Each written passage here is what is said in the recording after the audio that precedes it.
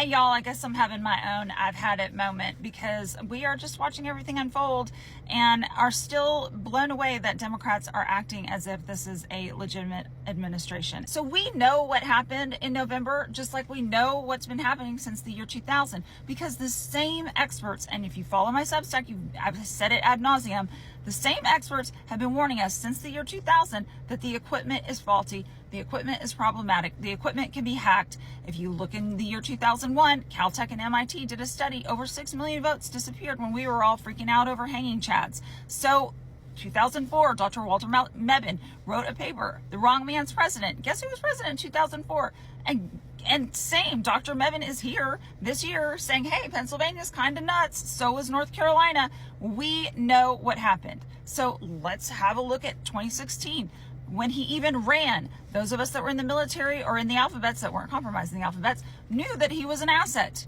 And we're looking at each other going, with a hairy eyeball, because why is he being allowed to run? Because the Epstein files.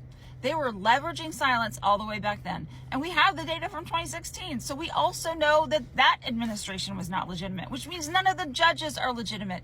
If Democrats would grow a spine and speak the words out loud that we know are true, we have constitutional avenues to remove this entire administration. And did Elon Musk have something to do with it? Absolutely. But all he did was streamline the process, which is why legislators won't stand up to him, which is why the Senate has turned over their power, which is why other, honorable legislators are just leaving the business because they don't want to be party to this, but they're not willing to talk about it either. It is time to talk about our system and how broken it is, just like it's time to listen to Harry Reid and his statement back in 2016 when he told us what was going down, just like it's time to look at the Senate Select Intelligence Committee's report and how Russia infiltrated 50 states, 21 of which they got into the registration system.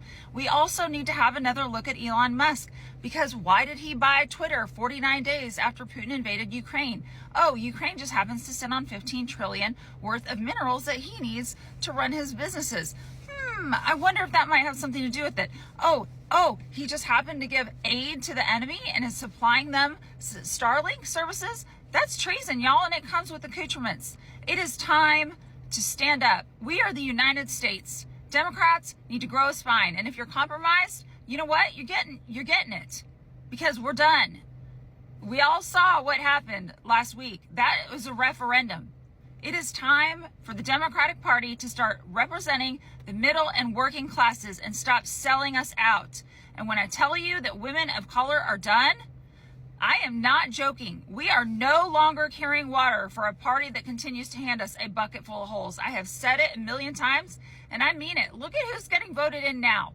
We need more of that. We need more AOCs. We need more Mamdanis. It's time.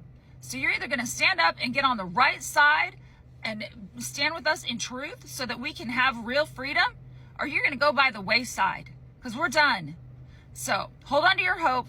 We're getting our blue cake.